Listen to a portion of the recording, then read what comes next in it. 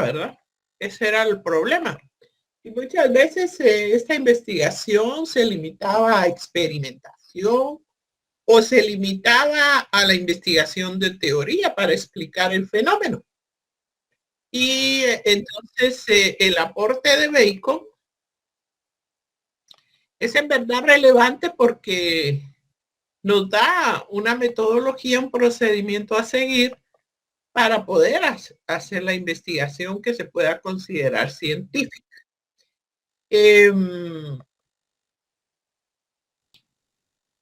Entonces, ustedes recuerdan este personaje, Francis Bacon, él era inglés. ¿Cuál era la profesión de Francis Bacon? A ver si alguien me lo puede decir. ¿Cuál fue la profesión de Francis Bacon? Inicialmente él hizo estudios en la Universidad de Cambridge, era inglés. ¿Qué tipo de estudios realizó? De derecho. De derecho. Su colega, recuérdenlo.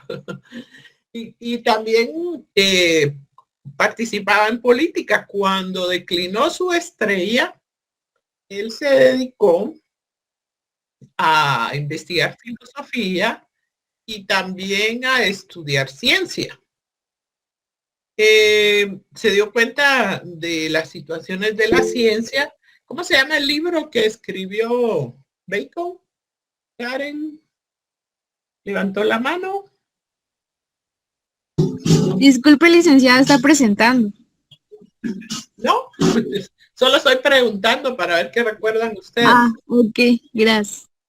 Estoy preguntando, estoy haciendo un sondeo para ver si recuerdan algo de la clase anterior.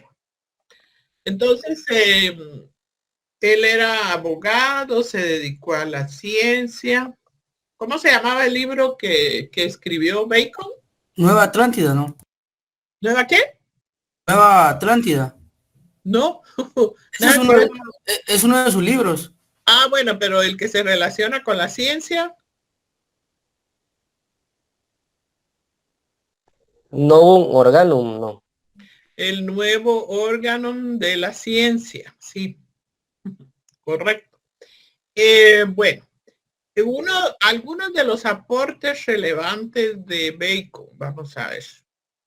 Bacon tenía un pensamiento muy diferente a al pensamiento de los socráticos.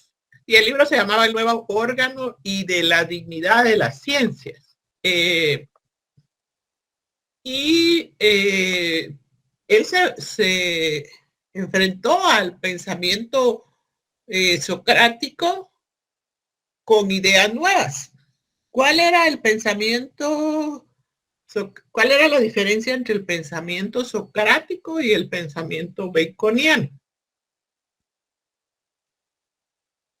¿Quién me puede responder a esa pregunta? ¿Qué pensaban los socráticos? ¿Qué pensaban? La obediencia. Uh-huh. Ese era el pensamiento de Sócrates, el socrático. ¿Cuál era el pensamiento de Sócrates en relación a la ciencia? De hacer ciencia.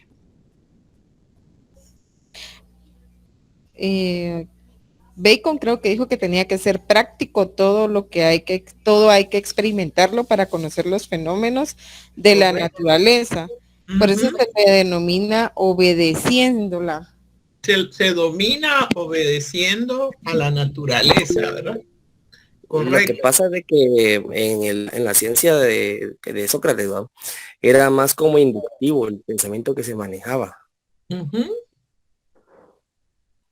En Sócrates era más como contemplar, entender, pero no practicarlo. Todo era como contemplación, literal. Correcto. Los socráticos pensaban que la naturaleza había que contemplarla, explicarla teóricamente, y Bacon decía que debía de obedecerse, debía de hacerse ciencia con finalidades prácticas y que había que realizar experimentación, ¿verdad? Llevarlo a la práctica. Que el conocimiento no fuera solamente teórico, sino que también el conocimiento fuera práctico y que esto fuera útil a la humanidad, ¿verdad? Pero había que conocer los fenómenos para obedecer a la naturaleza y también para no destruirla, ¿verdad? Para no ir en contra de la naturaleza. Bueno, y luego de esto, alguien habló ahí del método inductivo y del método deductivo. ¿Qué pensaba Bacon de aplicar el método deductivo e inductivo? Se podían aplicar los dos metodologías, que son métodos genéricos de la investigación, o había alguno que fuera de la preferencia de Bacon o de la preferencia de los socráticos. A ver. De Bacon era el inductivo, porque era el más importante, ya que daba para experimentar. Y el inductivo es aquel que va de lo particular a lo general. Correcto, de lo particular a lo general. Y él consideraba que se debían de hacer experimentos particulares para después generalizarlo, ¿verdad? En cambio, los socráticos consideraban que había que ver el todo, sea la teoría, cómo ocurría el fenómeno, contemplar el fenómeno, entenderlo, antes, y no era para ellos relevante el particularizar o hacer experimentación. Muy bien. Bueno, dentro de todo lo que hizo Bacon, hay aportes muy importantes que probablemente no se habían tomado en cuenta para hacer investigación. Y uno de los aportes más relevantes es la propuesta que había hecho Galileo. Recuérdense que Galileo tuvo el pensamiento y hacía una propuesta en la que decía, antes de experimentar, mente concipio. ¿En qué consistía ese aporte?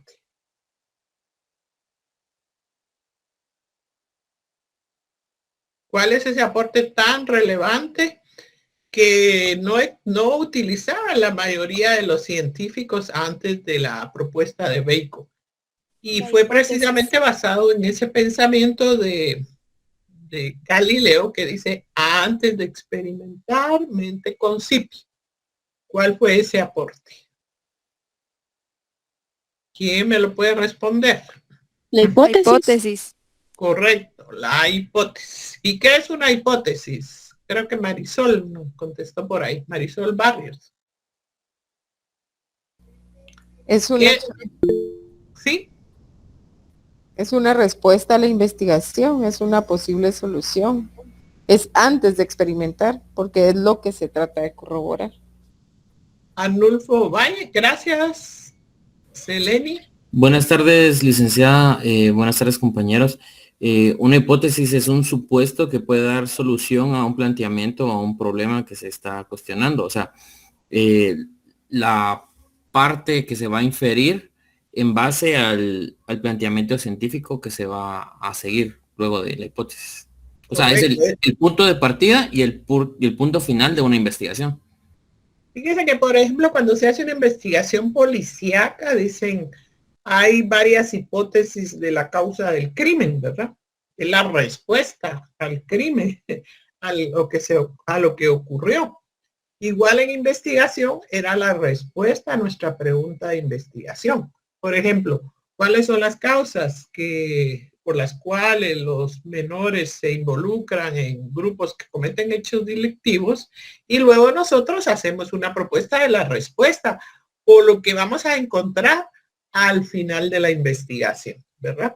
Y hasta en esos momentos, pues Bacon pretendía generalizar esta metodología, que en todas las investigaciones se hiciera la propuesta de una hipótesis. Y eso, pues, a nosotros hoy, como les menciono, nos parece algo muy simple, porque ya sabemos por los cursos que hemos estudiado, hemos cursado en el diversificado y que hay que hacer una hipótesis cuando hacemos la propuesta de una investigación, pero en aquel tiempo no se hacía, cada quien hacía lo que podía. Imagínense, ¿verdad?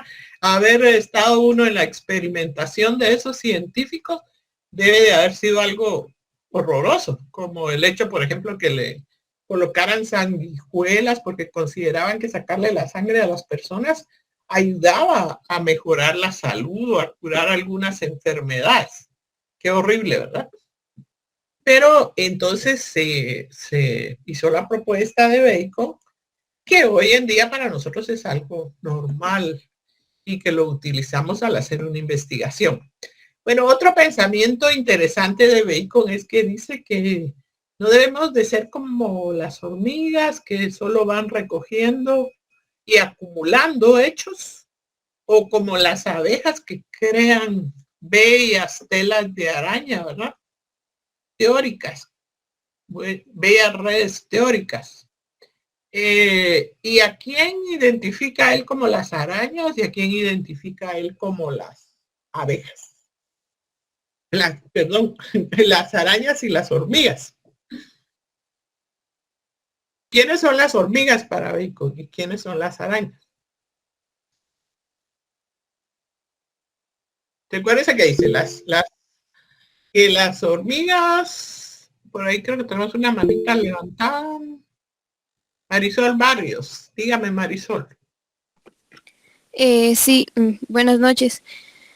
Los empiristas, él creía que eran las hormigas y las arañas eran los teóricos o racionalistas.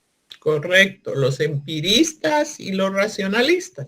Y que debemos ser como la abeja, que recoge la miel y la comparte en la comunidad. Bueno, en primer caso, propone que no deben de ser solo empíricos ni solo racionalistas. Que debemos de combinar el conocimiento teórico con el conocimiento empírico. Y luego que este conocimiento debe compartirse. Era lo que hablábamos de que se debe de compartir para la comunidad, que la investigación debería de ser útil, ¿verdad? Que dejara que la comunidad disfrutara de los descubrimientos. Vemos así que no todas las personas comparten sus conocimientos. El día de hoy estuve en un congreso de educación muy interesante sobre los medios digitales y hablábamos de la inteligencia artificial. Qué interesante, ¿verdad? Y la inteligencia artificial pues es un gran descubrimiento y puede utilizarse para el bien como puede utilizarse para el mal. Y en recursos educativos se va a empezar a utilizar mucho, pero también los estudiantes podrían utilizarlos para cometer un plagio, ¿verdad? Presentar tareas no elaboradas por ellos. Y entonces se puede utilizar los descubrimientos para el bien o para el mal. Entonces debemos de procurar que esos descubrimientos dejen un aporte a la comunidad y compartirlos con la comunidad. La inteligencia artificial aplicada a la docencia va a ser muy útil, va a colaborar, pero la tenemos que utilizar debidamente. Se va a tener que realizar un procedimiento e inclusive ya hay medios para identificar este uso de la inteligencia artificial en la realización de obras, de redacciones, de textos y todo esto. Así que la investigación puede producir muy buenos aportes, como también puede producir aportes que sean negativos para la sociedad, ¿verdad?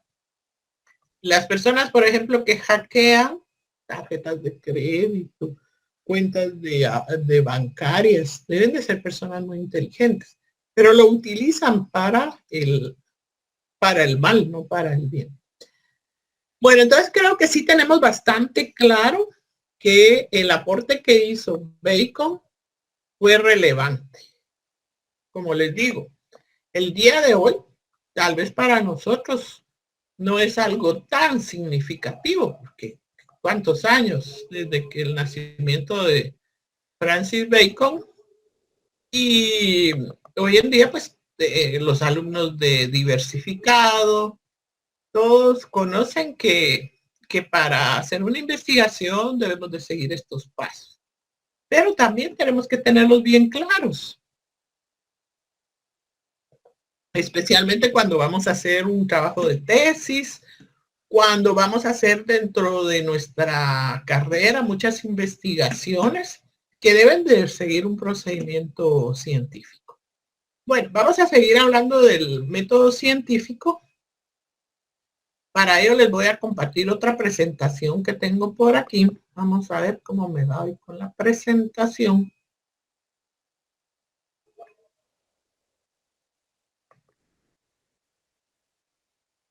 Lick, una pregunta. Sí. ¿Esas presentaciones las va a subir al Classroom? Sí, así es. En Classroom las voy a compartir. Alguien me preguntó, bueno, entonces me dice alguien por ahí, bueno, entonces ya no tenemos que tomar nota, solo ir a Classroom y leer lo que usted anota ahí. Bueno, les digo, muchos de estas presentaciones son resumen de otros textos que no aparecen en la bibliografía porque son documentos personales, bibliografía personal.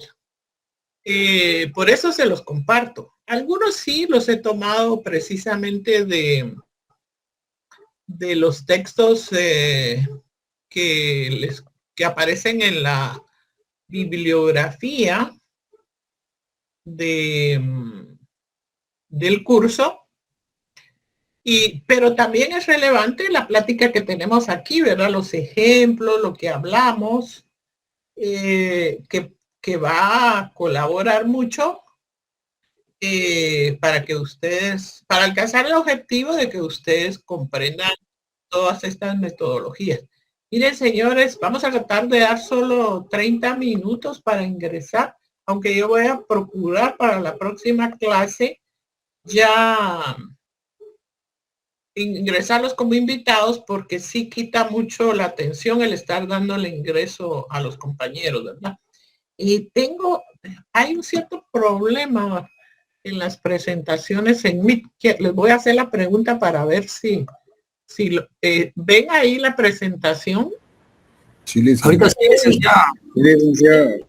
Sí, lo que no está bien parece que es que aquí como que la pantalla se pierde. Pero ha de ser licenciada porque el licenciado anterior le pasó lo mismo.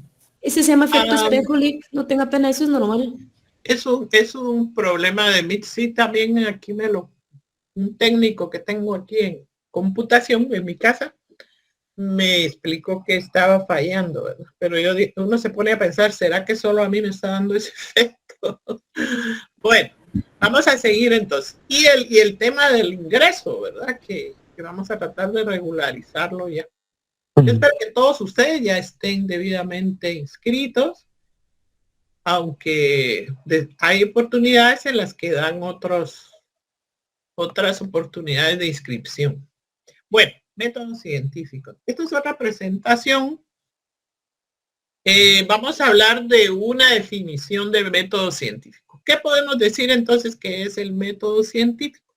Hay varias palabras que nos pueden ayudar a explicarlo. Por ejemplo, si quieren lo van ahí tomando en cuenta. Dice, es un conjunto de reglas. Fíjense, ante todo son reglas a seguir. Las reglas no se tienen que violar, quiere decir que debemos de cumplir esas reglas, que señalan los procedimientos para llevar a cabo una investigación. También dice conjunto de proposiciones y procedimientos en los que se incluyen filosóficos, teóricos y empíricos. Filosóficos porque algunas enfoques de investigación tienen algún enfoque filosófico, como es el tema de la metodología cualitativa, la metodología cuantitativa, pero lo relevante de ese conjunto de proposiciones es que dice que deben de ser procedimientos teóricos y procedimientos empíricos. Entonces, dentro de la método científico hay procesos teóricos que ya ustedes saben que son hacer una investigación bibliográfica y documental, y también hay procedimientos empíricos, que es el tema de hacer experimentación y de recoger datos, ¿verdad? La recogida de datos es eminentemente empírica. ¿Alguien levantó la mano? Fue un mensaje, licenciado. Bueno, gracias. Operaciones ordenadas, dice, porque todo debe llevar un orden. El método científico, no vamos a empezar por hacer la experimentación. Antes tenemos que hacer la investigación teórica, encaminadas a obtener una explicación racional y objetiva del universo. Y al final, pues eso es lo que pretendemos, ¿verdad? Explicar racionalmente, porque es el ser humano que con su razonamiento se explica los fenómenos o logra una explicación de los fenómenos, y es objetiva porque no tiene que intervenir la subjetividad del individuo. Además de eso, es un procedimiento riguroso para la adquisición del conocimiento. Quiere decir que no podemos cambiarlo y tenemos que ser rigurosos, realizarlo como se debe hacer con el tiempo que necesite. Muchas veces en unidad de tesis llegan algunos estudiantes y dicen que quiero hacer una tesis rapidita, unos 3 meses, porque me urge graduar. Bueno, pero el problema es que a la investigación no le podemos dar ese tiempo. El tiempo se lo va a tomar la investigación de acuerdo a su necesidad. Entonces, tomemos en cuenta algunos conceptos como que es un conjunto de reglas, que son procedimientos, proposiciones y procedimientos, que también estos son teóricos y empíricos, que se les puede llamar también operaciones ordenadas, ¿verdad? Bueno, encaminadas a una explicación racional y objetiva. Objetiva porque no debe de interferir la subjetividad del investigador. Y además de eso, que es un procedimiento riguroso. Les decía que, por ejemplo, hacer una tesis de licenciatura, pues lleva un cierto tiempo y es un nivel de rigurosidad, podríamos decirlo así. Una de maestría, pues debe ser aún más rigurosa, y no digamos una tesis de doctorado, ¿verdad? Entonces lleva más o menos este camino. Tenemos que practicar la observación en los fenómenos que nos interesa investigar. En los fenómenos sociales hay cantidad de fenómenos que podemos investigar. Inclusive podemos investigar fenómenos que en este momento están vigentes, como el proceso electoral. Tendríamos muchas situaciones que investigar ahí. Por inducción, pues entonces escogemos uno de esos temas y tenemos que hacer nuestro plan de investigación, plantearnos una hipótesis, una respuesta a la pregunta de investigación, y ahí la metodología, las técnicas, para que finalmente hagamos la experimentación o el trabajo de campo, recoger los datos. Todo eso que investigamos lo analizamos para poder llegar a conclusiones. Entonces, por ahí va el camino, la ruta del método científico. Los pasos del método científico. Dice, pregunta, primero nos proponemos una pregunta. Hacemos la propuesta de una pregunta. Una pregunta basada en la observación del fenómeno que nos interesa, que es de actualidad y con el cual podemos contribuir en algo a resolver los problemas. Se debe hacer investigación teórica, bibliográfica y documental para entrar en el tema y si no hemos hecho la investigación teórica no podemos formular las hipótesis. Porque ¿cómo vamos a hacer una hipótesis de algo que no conocemos y de algo que no tenemos datos? Luego de todo esto, pues ya vendrá la propuesta del trabajo de campo, de la experimentación. Si es trabajo de campo, recogemos información con cuestionarios, entrevistas, observaciones. Y cuando analizamos toda esa información, es probable que nos resulte la situación de tener que rechazar la hipótesis. Como el caso de los jóvenes menores de edad que se involucran en las maras. En una clase que yo tengo con ustedes, me mencionaba un estudiante que en la actualidad en muchas escuelas del Estado, nacionales, ¿verdad? E institutos de nivel medio, llegan los grupos de delincuentes a reclutar, se puede decir, a los menores y hasta obligarlos a integrarse a las maras. Y que estos jóvenes no tienen ningún problema en su casa probablemente los mandan a estudiar, les dan los recursos para que estudien, sus padres los tratan bien. El problema es el medio, el lugar donde ya personas mayores se toman el trabajo de reclutar a estos jóvenes. Imagínense, eso echaría por tierra mi hipótesis de que la desintegración familiar es la causa más importante de que los jóvenes se involucren en las maras. Terrible, ¿verdad? Porque imagínense que tenemos a nuestros hijos en un instituto nacional, en una escuela, y que ahí los recluten o los obliguen a ser parte de estos grupos. Finalmente parece que este joven confesó la situación que estaba viviendo y lograron ayudarlo. Pero qué peligro y qué tremendo que él asistiendo a un centro educativo para mejorar su vida y que sea ahí donde encuentre estos grupos que lo van a involucrar en situaciones que van a afectar toda su vida. Bueno, entonces del análisis de datos podría resultar el rechazo de la hipótesis y lo replanteamos, recogemos información, vemos las conclusiones. Inclusive pueden haber conclusiones y con todo el conocimiento que ya tenemos del fenómeno, podemos hacer recomendaciones, propuestas, ¿verdad? De cómo se le puede dar solución a esta problemática de los menores de edad. Pero para todo ello, ven ustedes que debemos de seguir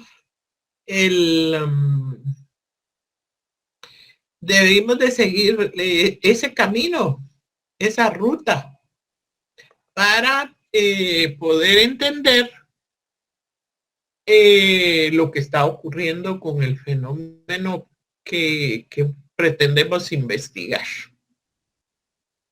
Bien, además en esta presentación quiero compartirles, además de los pasos del método científico, quiero compartirles las características que hace Mario Bunge de lo que es el método científico.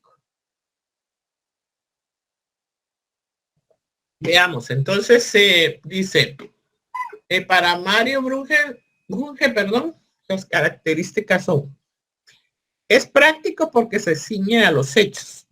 Definitivamente el tema de lo práctico es el aporte de Bacon. Tenemos que ver los hechos en forma práctica y ceñirnos a ellos para hacer nuestra investigación. Trasciende los hechos, dice, porque va de los hechos a la esencia del fenómeno. Todos esos hechos, todos esos elementos que vamos a recoger de la experimentación, del trabajo de investigación, nos van a llevar a la esencia del fenómeno. Fíjese en el tema de los jóvenes menores de edad. ¿Ves? Recogemos toda la información y dentro de esas informaciones en una entrevista encontramos que los jóvenes manifiestan que no tienen ningún problema familiar, no tienen problemas económicos, tienen un hogar integrado, pero que el fenómeno ocurre porque los que se involucran en las instituciones educativas los obligan, hasta los amenazan con hacerle daño a sus familias. Entonces vamos a llegar se supone que por medio de la investigación tenemos que llegar a la esencia del fenómeno. Yo supe el caso también de una institución educativa de donde llegaban una señorita, una joven, a reclutar señoritas para que trabajaran como decanes. Y después estas niñas pues eran abusadas y eran obligadas a la prostitución, imagínense. Les hacía una serie de ofrecimientos de ropa, de paseos, y después las involucraba en la prostitución. Terrible, ¿verdad? Dice, exige verificación empírica, exige confrontación con la realidad, definitivamente. De la teoría no vamos a sacar mucha información. Podemos investigar un tema, el problema de las maras teóricamente y hacer un gran texto teórico de ello, pero necesitamos llevarlo a la realidad, de confrontar esa información con la realidad de la sociedad en la que vivimos. Es autocorrectivo y progresivo. Sus conclusiones no son infalibles, están abiertas a nuevos datos y descubrimientos. Muchos de los fenómenos sociales son cambiantes. Los problemas que nosotros sufrimos cuando éramos niños y jóvenes en las instituciones educativas, pues había bullying, ahora se le llama bullying, ¿verdad? Pero era otra clase de bullying. Hoy en día ese fenómeno ha cambiado. Por ejemplo, si hacemos una investigación sobre el conflicto armado, si hicimos una investigación hace 20 años, por ejemplo, los resultados ya están fuera de la realidad que vivimos hoy. Desactualizado sería la palabra. Y al hacer una nueva investigación, pues van a salir a luz muchas situaciones que han cambiado de aquel fenómeno que ocurrió hace mucho tiempo. Entonces es autocorrectivo y progresivo. Inclusive las investigaciones de ciencias naturales, de ciencias exactas, cambian. En alguna oportunidad creo que les hablé del tema del átomo, que originalmente era la partícula más pequeña e indivisible que existe de materia. Pero después se hizo una investigación en la cual el átomo fue dividido en sus partes más que lo conforman y se dieron cuenta que el átomo podía ser dividido, destruido y que de ello resultó también la energía atómica. La energía atómica es algo tan tremendo que dio origen a la creación de la bomba atómica y que puede ser una arma letal que puede destruir a todo el planeta. Entonces, ese fue un estudio progresivo, porque cuando originalmente se estudió, pues era la partícula más pequeña e indivisible, porque no se había logrado dividir. Con la experimentación se llegó a la conclusión que se podía dividir y que la fuerza era tan inmensa que servía para la construcción de armas que podían destruir hasta el planeta. Entonces el conocimiento es autocorrectivo, progresivo. Yo les hacía el semestre pasado la pregunta que si la ciencia se equivoca. Pues no se equivoca. En ese momento, pues el conocimiento era aceptable para el momento y los datos que tenían los científicos, pero esto cambió con el tiempo. Nuevos datos pueden cambiar las conclusiones o las situaciones de los fenómenos. Es objetivo porque evita la distorsión del sujeto y acepta al objeto tal como es. Quiere decir esto que no debe intervenir nuestra subjetividad, sino que debemos de aceptar lo que objetivamente resulte de la investigación. Aunque a nosotros nos convenga obtener un resultado de esa investigación, esto sería sesgar la investigación, ¿verdad? Porque, por ejemplo, si yo insistiera en que mi hipótesis de que la desintegración familiar es la causa de que los jóvenes se involucren en estos grupos, pues, no es así, ¿verdad? O tal vez yo pretendía hacer algún trabajo o una propuesta después y me convenía que este fuera el resultado. No. No puede ser así. Tengo que aceptar el resultado y obtenerlos, exponerlos objetivamente para entender el fenómeno, aunque no sea lo que yo esperaba. Dice que sus observaciones son de tipo general para hechos, fenómenos o procesos de la misma clase. Podemos generalizar. Hay que tener mucho cuidado con las generalizaciones porque tiene que ser experimentos, investigaciones de la misma clase para no equivocarnos en generalizar, por ejemplo, en situaciones que no tienen relación o que no casan realmente con lo que estamos investigando. Así que es importante tomar en cuenta estas características del método científico. Los pasos que les mencioné, pues nos ceñimos a ellos rigurosamente. Hoy pues parece algo muy sencillo porque ya hace mucho tiempo que esto se aceptó. Pero si no seguimos el debido camino, la guía del camino para hacer el trabajo, pues probablemente nuestro trabajo no va a ser aceptado científicamente. Ahora, si ustedes quieren elaborar una definición de lo que es método científico, tomen en cuenta todos estos conceptos que subrayé con rojo, por ejemplo, que es un conjunto de reglas, son proposiciones y procedimientos teóricos y empíricos, son operaciones ordenadas, que es una explicación racional y objetiva, que es un procedimiento riguroso. Muchas veces queremos que la investigación termine rápidamente en el tiempo que nos conviene, pero no es así. Sí hacemos un cronograma. Hacemos un cronograma para calcular el tiempo, para ordenar el tiempo en las diferentes actividades que realizamos, pero estas pueden ser reprogramadas si hay necesidad. A veces programamos una investigación para un año y resulta que nos va a tomar 2 y a veces más. Especialmente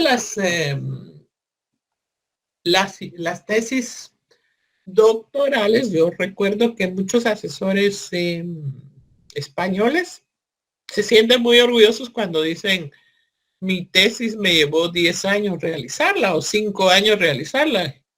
A nosotros nos asusta ese tipo de tiempo, pero en algunos casos para que la tesis sea realmente importante y relevante, pues debe llevarse el tiempo necesario, ¿verdad?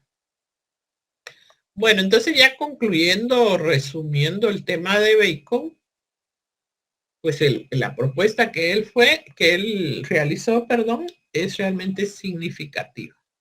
Los aportes que él hizo, algunos pues no eran de su propia creación, como el tema de la hipótesis. Ello contribuyó a que en esa etapa de la historia del ser humano, la ciencia alcanzara un crecimiento, una expansión que hoy en día nos permite disfrutar de muchas comodidades y de muchas situaciones, como por ejemplo las vacunas, los medicamentos para las enfermedades, entre situaciones sociales, pues los hospitales, los equipos que utilizan, en educación, la relevancia de la educación para todos los seres humanos, la alfabetización, ¿verdad? En el futuro creo que vamos a ver que va a ser relevante hacer una alfabetización digital de toda la población de los países del mundo, como ya en algunos países se está realizando. Por ejemplo, en Chile están en la gran campaña de alfabetización digital, en la que pretenden que todos sus ciudadanos sean alfabetizados. En Guatemala no hemos alcanzado ni la alfabetización de lectoescritura, y todavía tenemos un buen porcentaje de analfabetos. En España, por ejemplo, el ciudadano que llega a 18 años y quiere sacar su documento de identificación como mayor de edad, o las personas que llegan a la mayoría de edad, tienen que comprobar que saben leer y escribir. O sea que una persona analfabeta no puede sacar su documentación. Y eso tal vez obliga a que todos los ciudadanos se alfabeticen y tengan las habilidades de lectoescritura. Y situaciones como estas que de repente en nuestro país darían un buen resultado. Bueno, pero eso ya es un tema educativo, ya me estoy saliendo del tema. Quisiera preguntarle si hay alguna pregunta, alguna duda por ahí del tema, o no hay ninguna duda sobre el tema. ¿Estamos claros? Creo que lo más importante de este tema del método científico es que ustedes reconozcan la importancia de aplicar la investigación científica, y la van a tener que aplicar en la elaboración de su tesis. Solo en el área, en los primer y segundo semestre van a llevar estos cursos de investigación. En el momento que se presenten a la unidad de tesis, presenten su tema de investigación, lo que van a hacer es un propedéutico de unas horas. Así que les recomiendo que guarden sus documentos, que tomen notas y lo recuerden, porque en unos años tendrán que estar elaborando su plan de investigación. Aunque ese fue tema del semestre anterior. Bueno, avanzamos con el tema del marco teórico. En el programa, perdón, del método científico, del método científico, y vamos a pasar en la próxima clase al tema de los paradigmas de la investigación. Vamos a ver un poco de qué es un paradigma y cuáles son los paradigmas que orientan la investigación social. Anoche realizamos realizamos la recuperación de teoría, ya en unos días van a tener los resultados de esta recuperación para los que aún llevan el curso como retrasado. Y ya les quedará solo una oportunidad. Así que si tenemos alguna pregunta, algún comentario, algo que quieran compartir por ahí.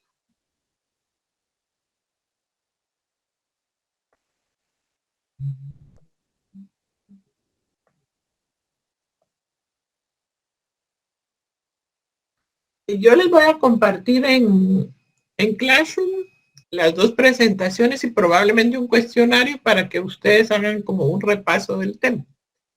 Y en la próxima clase ya vamos a cambiar de tema. El primer parcial va a ser eminentemente teórico con un valor de 30 puntos. El segundo parcial, como tiene un valor de 40 puntos, vamos a ver qué posibilidad hay de que realicemos alguna situación práctica. Quería preguntarles si ustedes tienen alguna información en relación a que si habrá otra oportunidad de asignación de cursos o ya no la hay. ¿Tienen alguna información de esto? Si va a haber otra. No han subido ninguna información, licenciada.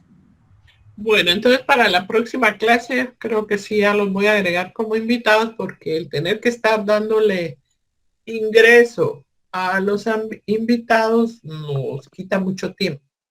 Bueno, si no tenemos alguna otra pregunta ni duda, vamos a dejar hasta aquí el día de hoy y nos vemos en la siguiente clase.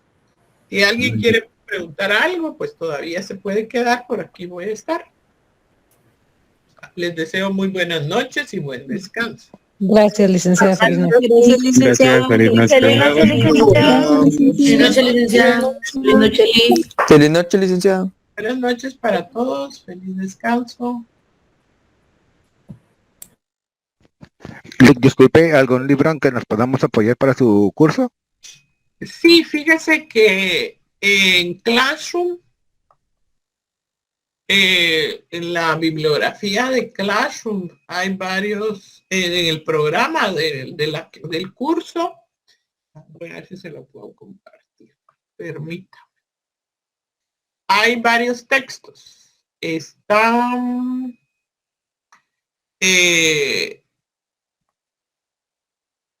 vamos a ver.